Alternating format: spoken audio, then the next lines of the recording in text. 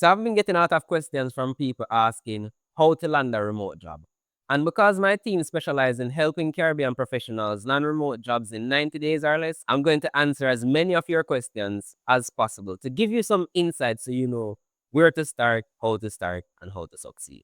All right. So if you're working a 9 to 5 and you want to transition into remote work, you have to ask yourself a series of questions. First is, what type of industry are you in? The jobs that I see posted on a day-to-day basis typically range from sales, customer service, accounting and bookkeeping, legal support, admin support, online marketing, operations, recruiting, software development, and project management. If you have experience in any of those 10 categories, I can definitely say remote work is for you. So you can start thinking about how you can go about landing a remote job. So now that you know that you fall within these categories, the next thing you want to check is the amount of experience that you have. If you have 2 years of experience or more, majority of these categories will work for you. But most of the jobs that I'm seeing starts from 3 years of experience onward. And then you can expect pay ranges from 1,500 to 3,500 USD per month, depending on your level. And then once you are at a C-suite level now, you can start expecting 4,000 USD up to 10,000 USD per month thereabout.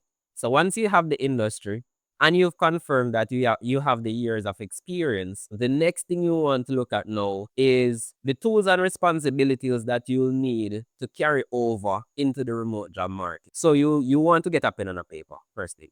You want to write down the tools you've used in your previous roles, the KPIs you've had to meet, and your basic task and responsibility and any key achievements that you have, and align those to the remote job market based on the industry that you are in.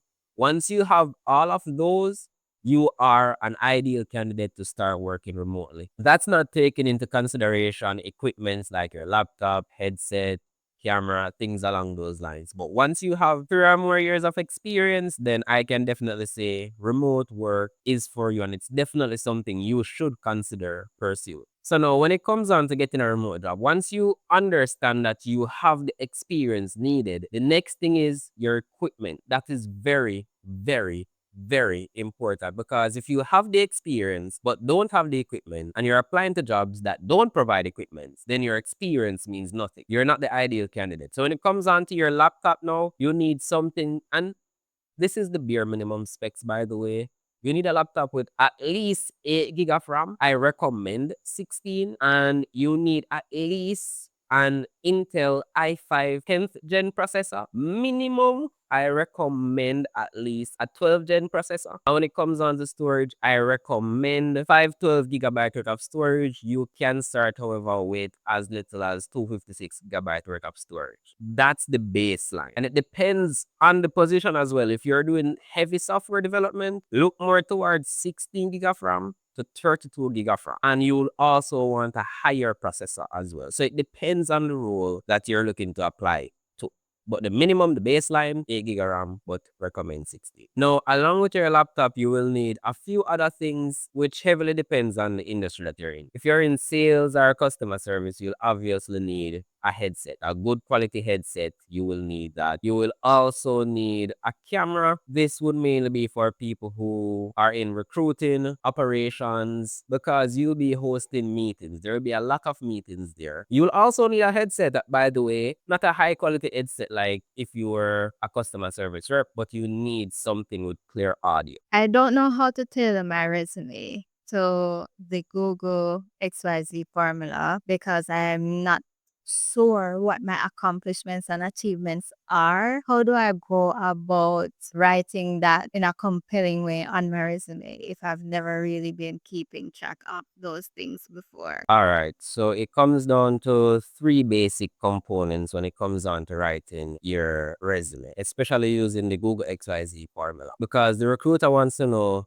what you accomplished, how you accomplished it, and the results of you doing so. Now, typically, this is the method I use. I'd ask you questions just like I mentioned before. Write down the tools you've used, write down the task you've completed, write down the KPIs you've had to meet before, and any key achievements. Once you've done that, you have everything you need to write a proper bullet point. Now, here's what we're going to do. We're going to find a strong action verb and we're going to put it at the front. Let's say you're a customer service agent. You took like 100 calls per week. You handle customers using Zendesk, you use ticketing systems, and then you typically get a QA score of 85% average on a week to week basis. That's a lot of information to work with, especially if you're applying for a customer service job. You just clearly displayed that you are very competent when it comes down to handling tickets. You've also displayed the fact that you can handle up to 100 tickets per week. You also showcase that you're good with Zendesk and internal ticketing systems. You've also showcased a track record of good CSAT score and a track record of good QA score. That builds a very well-rounded story when it comes down to a portion of your experience as a customer service agent. And those are the things recruiters want to see. They want to see amount of customers you've spoken with, systems you've used, and your CSAT score and QA score. That's really what matters the most when it comes down to customer service roles. Before we go any further into the video, my team and I have a goal to help 90 Caribbean professionals land a remote job in 90 days. And to do this, we'll find and send the jobs directly to you, revamp your documents, help you prepare for interviews, and provide you with 90 days worth of personal support. We will give you everything you need to be successful. So if you have 3 or more years of experience in any of these industries and you're serious about landing a remote job in the next 90 days, put a link in the description to join the authority suite and let's get you hired. Now back to the video. What if I don't have any qualifications? What if me never go to university? Me can still get a remote job? All right, going to university or not don't disqualify you from getting a remote job. That's the first thing. That's a big misunderstanding. But it also depends on what industry you're going into. Obviously, if somebody is going to hire you to do bookkeeping, you're going to need a degree, right? It makes sense that you'd have gone to university, college, whatever, get certified.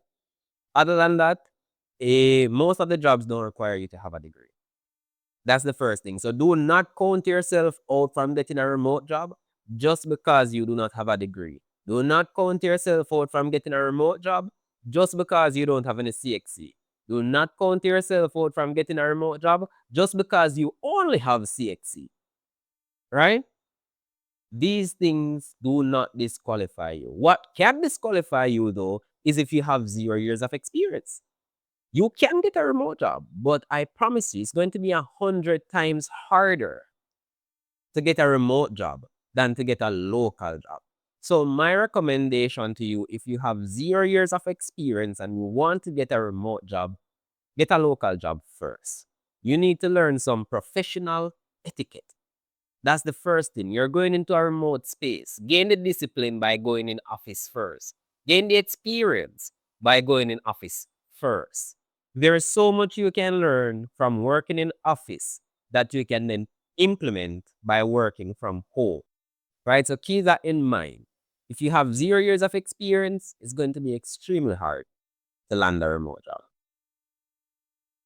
I'm looking for a remote job because I want to be able to travel overseas. Is that possible? Can I get a remote job and be able to travel just the same or move to a different country after I get the job? So yes, you can get a remote job mainly because you want to travel. But there are some caveats with that. Obviously, it depends on the company. Some company requires you to be within a set location. You can travel. However, let's say for example, they hired you when you were in Latam and you decided, you know what, I want to spend the next year in the US. Cost of living in the US is what, like 3, 4, 5 times what it is in the Caribbean and the Latam region. They're not going to pay you more for that. So you have to understand that yes, you can travel, but some companies prefer you to stay within that region. And if you do travel, you have to come to the understanding that not because your living expense increase because you relocated doesn't mean the company is going to pay you more. They agree to pay you a salary based on where you are located. You relocating is your decision. So you cannot expect the company to compensate you more because you've decided to change location. But traveling the world, sure. Why not? You're working literally from your laptop.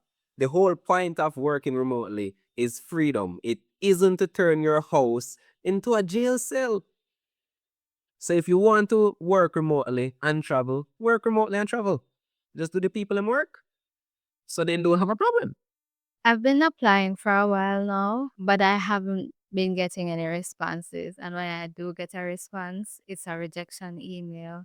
What should I do? So if you're applying for a job and you're getting rejected on a day-to-day basis, it's your resume. And here's how you analyze your resume compared to the job description. First, you want to scan the job description to identify the tools that they want the ideal candidate to have. You write those down. You want to scan the key responsibilities they want the ideal candidate to take on. You write those down as well. Years of experience needed. Write those down. Once you have that, you want to pull out your resume and you're going to go over your resume. Do I have these tools on my resume?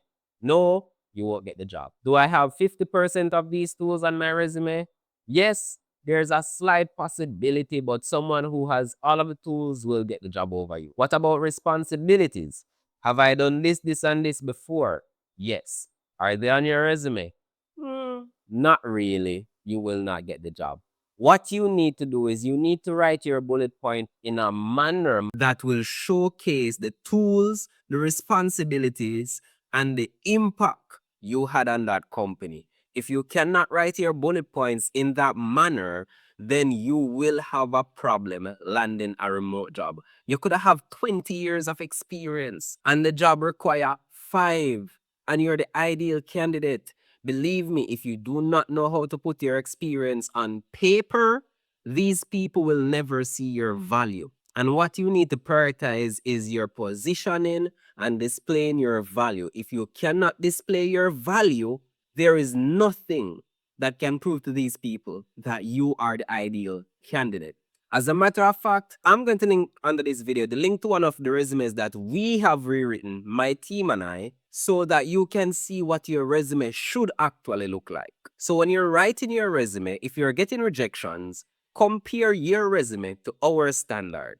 And everybody that we've written a resume for so far has been invited to interviews every single time without failure. As long as they're applying for the right jobs, that is. Because we can rewrite your resume for customer service and you're applying for project management, you'll never get a job, right? You will not get invited to the interview because you do not align with that job. So optimize your resume for the industry that you're applying to. And below you can have that example so you can see what I'm talking about. I want to apply for a particular job in my field, but how do I know if the salary that's being presented by the company is fair enough for that specific role that I'm applying for? How do I know if I'm being undercut, or how do I identify if the salary is above average and it's a good opportunity? Sorry to break it to you and break your heart, but if you're in the Caribbean or the Latin region and you're looking at a job, you are being underpaid. That's just the truth of the matter because most of these companies are in the US, right? You're not getting paid what US employees would get paid, right? So that's the baseline. Now, in regard to your question, it depends on whether you're applying through a staffing and recruiting agency or a company directly. Now, let me explain the difference. If you're applying to a staffing and recruiting agency, you can expect to earn anywhere from, honestly, then try lowball a lot. You can expect to earn anywhere between 1,000. Then we pay less than that, but I do not recommend any job that pay less than that. That's slavery. You can expect anything between 1,000 USD up to 3,500 USD per month, depending on your experience. My recommendation, do not take any job that's paying less than 1,500 USD per month. And then when it comes on now to the companies themselves, let's say, for example, you're applying to a company like Buffer, Deal, Customer.io, that's where you will make some real money. That is where you'll start finding jobs paying between 5,000 up to even 12,000 USD per month because you're no longer going through a staffing and recruiting agency.